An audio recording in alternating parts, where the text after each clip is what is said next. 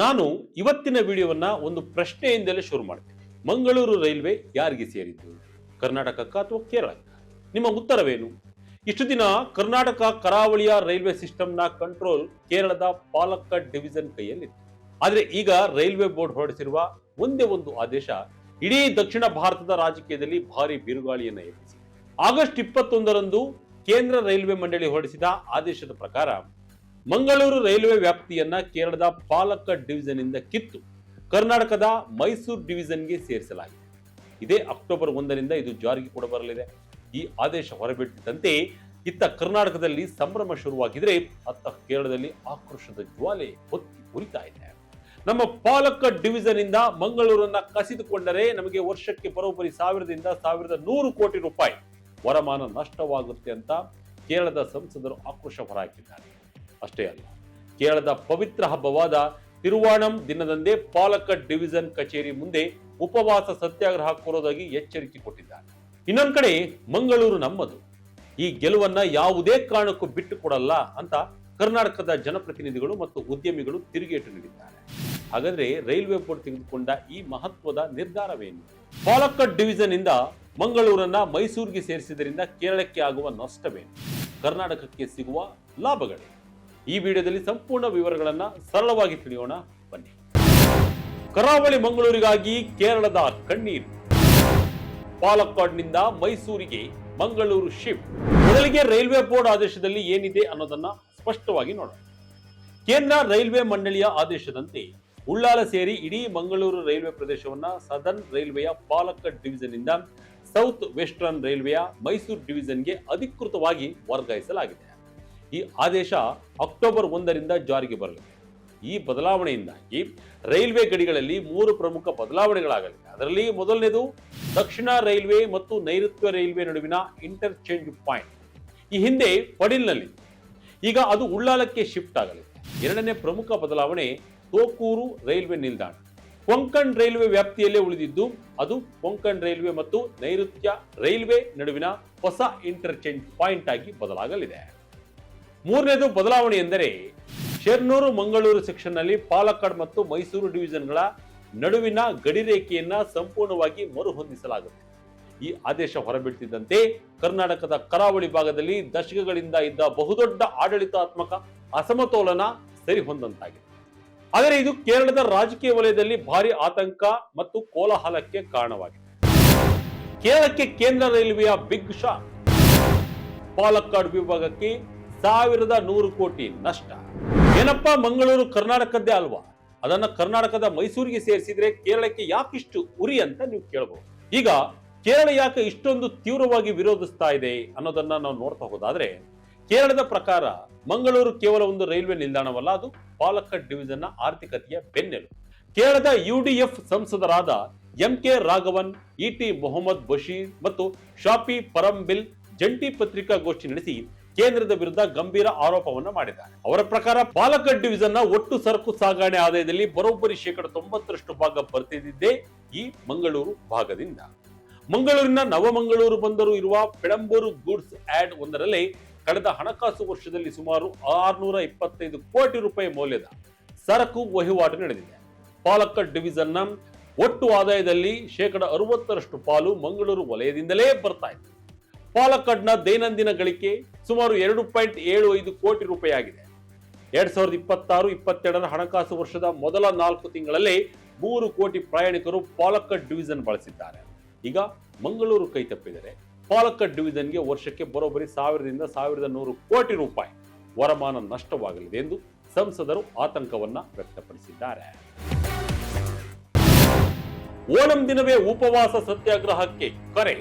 ಕೇರಳದ ಮುಖ್ಯಮಂತ್ರಿ ವಿಡಿ ಸತೀಶನ್ ಕೂಡ ಈ ನಿರ್ಧಾರವನ್ನ ಏಕಪಕ್ಷೀಯ ಮತ್ತು ಒಪ್ಪಿಕೊಳ್ಳಲು ಸಾಧ್ಯವಿಲ್ಲದ್ದು ಎಂದು ಖಂಡಿಸಿದ್ದಾರೆ. ಕೇರಳ ಸರ್ಕಾರವನ್ನಾಗಲಿ ಅಥವಾ ಕೇರಳದ ಸಂಸದರನ್ನಾಗಲಿ ಸಂಪರ್ಕಿಸದೆ ಈ ತೀರ್ಮಾನ ಕೈಗೊಳ್ಳಲಾಗಿದೆ ಎಂದು ಅವರು ಪ್ರಧಾನಿ ಮತ್ತು ರೈಲ್ವೆ ಸಚಿವರಿಗೆ ಪತ್ರ ಬರೆದು ಆದೇಶವನ್ನ ತಡೆ ಹಿಡಿಯುವಂತೆ ಒತ್ತಾಯಿಸಿದ್ದಾರೆ.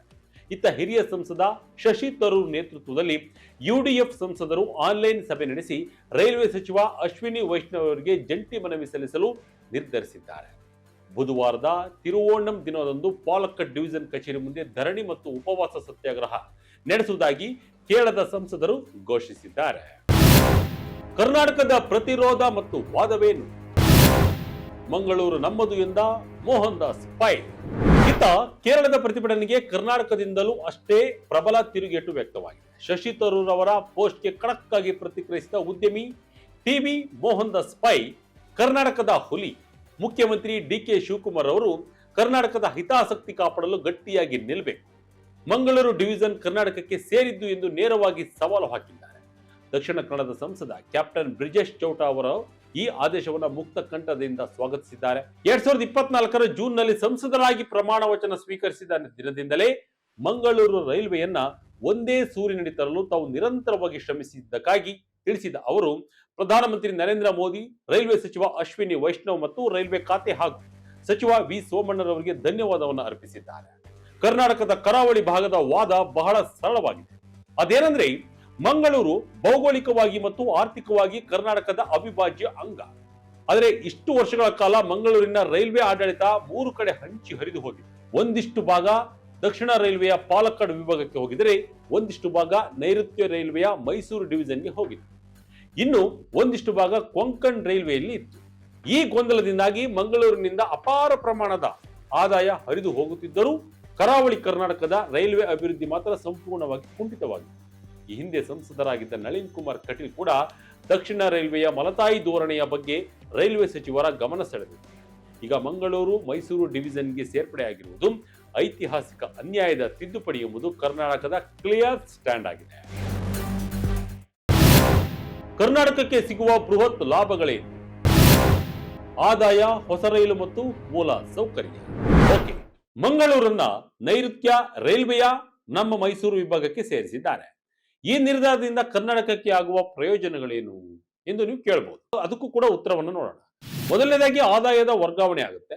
ನವಮಂಗಳೂರು ಬಂದರು ಮತ್ತು ಪಡಂಬೂರು ಸರಕು ಸಾಗಣೆಯಿಂದ ಬರುವ ಸುಮಾರು 600 ರಿಂದ 700 ಕೋಟಿ ವಾರ್ಷಿಕ ವರಮಾನದ ಇನ್ಮುಂದೆ ಕರ್ನಾಟಕದ ಸೌತ್ ವೆಸ್ಟರ್ನ್ ರೈಲ್ವೆಯ ಮೈಸೂರು ಡಿವಿಷನ್ಗೆ ಜಮೆಯಾಗಲಿದೆ. ಕರ್ನಾಟಕದಲ್ಲಿ ಹುಟ್ಟುವ ಆದಾಯ ಕರ್ನಾಟಕದ ರೈಲ್ವೆ ಅಭಿವೃದ್ಧಿಗೆ ಬಳಕೆ ಆಗದಿರಲು ಇದು ದಾರಿಯಾಗುತ್ತದೆ. ಇನ್ನು ಎರಡನೇದಾಗಿ ಹೊಸ ರೈಲುಗಳ ಬೇಡಿಕೆ. ಇಷ್ಟು ದಿನ ಬೆಂಗಳೂರು, ಮಂಗಳೂರು, ಮೈಸೂರು, ಮಂಗಳೂರು ಮತ್ತು ಉತ್ತರ ಕರ್ನಾಟಕದ ಹುಬ್ಬಳ್ಳಿ, ಬೆಳಗಾವಿ ನಗರಗಳಿಗೆ ಹೆಚ್ಚಿನ ರೈಲುಗಳನ್ನು ಓಡಿಸಲು ಸದರ್ನ್ ರೈಲ್ವೆಯ ಅನುಮತಿಗಾಗಿ ಕಾಯಬೇಕಿತ್ತು. ಈಗ ಮೈಸೂರು ಡಿವಿಷನ್ ಅಡಿಗೆ ಬಂದಿರುವುದರಿಂದ ಕರಾವಳಿಯಿಂದ ರಾಜ್ಯದ ಒಳನಾಡಿಗೆ ಹೊಸ ರೈಲುಗಳನ್ನು ಆರಂಭಿಸುವುದು ಸುಲಭವಾಗಲಿದೆ. ಮೂರನೆಯ ಪ್ರಯೋಜನ ಏನೆಂದರೆ ರೈಲ್ವೆ ನಿಲ್ದಾಣಗಳ ಅಪ್ಗ್ರೇಡ್. ಮಂಗಳೂರು ಸೆಂಟ್ರಲ್ ಮತ್ತು ಮಂಗಳೂರು ಜಂಕ್ಷನ್ ನಿಲ್ದಾಣಗಳ ವಿಸ್ತರಣೆ, ಟ್ರ್ಯಾಕ್ ಡಬ್ಲಿಂಗ್, ವಿದ್ಯುತೀಕರಣ ಕಾಮಗಾರಿಗಳು ವೇಗ ಪಡೆಯಲಿವೆ. ನಾಲ್ಕನೇ ಅನುಕೂಲ ಏನಂದ್ರೆ ಬಿಸಿನೆಸ್ ಡೆವಲಪ್ಮೆಂಟ್. ಕೆನರಾ ವಾಣಿಜ್ಯ ಮತ್ತು ಕೈಗಾರಿಕಾ ಸಂಸ್ಥೆ ತಿಳಿಸಿರುವಂತೆ ಬಂದರು ಮತ್ತು ರೈಲ್ವೆ ನಡುವಿನ ಸುಧಾರಿತ ಸಮನ್ವಯವು ಕರಾವಳಿಯ ಪೆಟ್ರೋಲಿಯಂ, ರಸಗೊಬ್ಬರ ಮತ್ತು ಕೈಗಾರಿಕಾ ಸರಕುಗಳ ಸಾಗಾಣಿಕೆಗೆ ಹೊಸ ವೇಗ ನೀಡಲಿದೆ. ಇಷ್ಟು ಪ್ರಯೋಜನಗಳು ಕರ್ನಾಟಕಕ್ಕೆ ಸಿಗಲಿವೆ. ಅದಲ್ಲದೆ ನಮ್ಮ ರಾಜ್ಯದ ಭಾಗ ಮತ್ತು ರಾಜ್ಯದ ಆಡಳಿತಕ್ಕೆ ಸಿಗೋದು ಮಾನಸಿಕ ನೆಮ್ಮದಿಯನ್ನ ಕೂಡ ಜನರಿಗೆ ನೀಡಲಿದೆ. ಮಂಗಳೂರು ಬಗ್ಗೆ ಕೇರಳದ ರಿಯಲ್ ಭಯವೇನು? ರೈಲುಗಳ ನಿರ್ವಹಣೆ ಮತ್ತು ರಾಜಕೀಯ ಸಮರ. ಇಲ್ಲಿ ಇನ್ನೊಂದು ಪ್ರಮುಖ ಅಂಶವನ್ನ ನಾವು ಗಮನಿಸಲೇಬೇಕು. ಕೇರಳ ಕೇವಲ ಆದಾಯದ ನಷ್ಟಕ್ಕೆ ಮಾತ್ರ ಹೆದರ್ತಾ ಇಲ್ಲ, ಅದರ ಹಿಂದೆ ಸೀರಿಯಸ್ ಆಪರೇಷನಲ್ ಇಶ್ಯೂಸ್ ಕೂಡ ಇವೆ. ಅದೇನು ಅಂದ್ರೆ ರೈಲುಗಳ ನಿರ್ವಹಣೆ. ಮಂಗಳೂರಿನಲ್ಲಿ ಕೋಚಿಂಗ್ ಮತ್ತು ಫಿಟ್ನೆಸ್ ಲೈನ್ ನಿರ್ವಹಣಾ ಸೌಲಭ್ಯಗಳಿವೆ.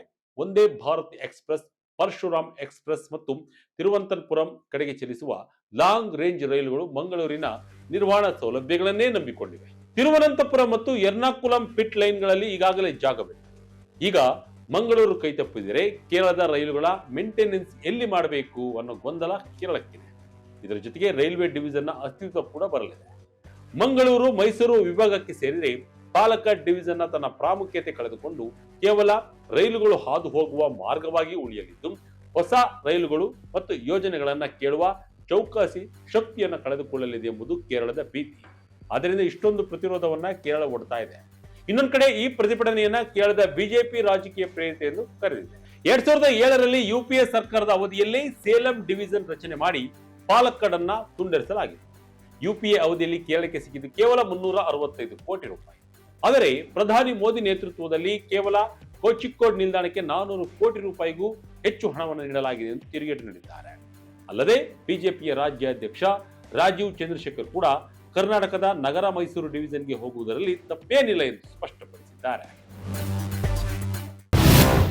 ಕರ್ನಾಟಕದ ಮುಂದಿರುವ ಅಸಲಿ ಸವಾಲು ಮುಂದೆ ಏನಾಗುತ್ತದೆ ಎಂಬುದನ್ನು ನೋಡಿದ್ರೆ, ರೈಲ್ವೆ ಬೋರ್ಡ್ ಆದೇಶದಂತೆ ರೈಲ್ವೆ ಸಿಬ್ಬಂದಿಗೆ ದಕ್ಷಿಣ ರೈಲ್ವೆಯಲ್ಲಿ ಉಳಿಯಲು ಅಥವಾ ಸೌತ್ ವೆಸ್ಟರ್ನ್ ರೈಲ್ವೆಗೆ ವರ್ಗಾವಣೆಯಾಗಲು ಆಯ್ಕೆಯನ್ನ ನೀಡಲಾಗುತ್ತದೆ.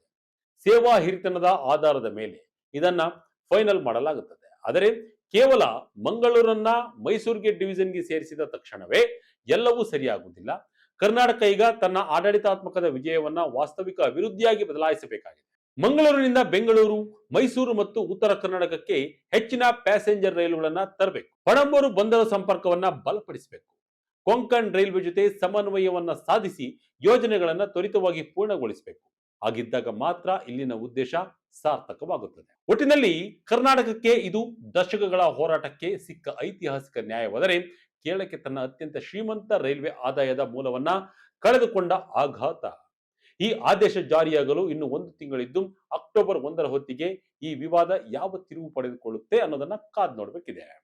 ಮಂಗಳೂರು ರೈಲ್ವೆ ಮೈಸೂರು ಡಿವಿಷನ್ಗೆ ಸೇರ್ಪಡೆಯಾಗಿರುವುದರ ಬಗ್ಗೆ ತಮ್ಮ ಅನಿಸಿಕೆಯನ್ನ ಕಮೆಂಟ್ ಮೂಲಕ ತಿಳಿಸಿ. ಇದಾಗಿತ್ತು ಈ ಕ್ಷಣದ ಅಪ್ಡೇಟ್. ಇದೇ ರೀತಿಯ ಅಪ್ಡೇಟ್ಗಳಿಗಾಗಿ Vijaya Karnataka website, YouTube page, Facebook page follow ಮಾಡ್ತಾ ಇರಿ. ಧನ್ಯವಾದಗಳು.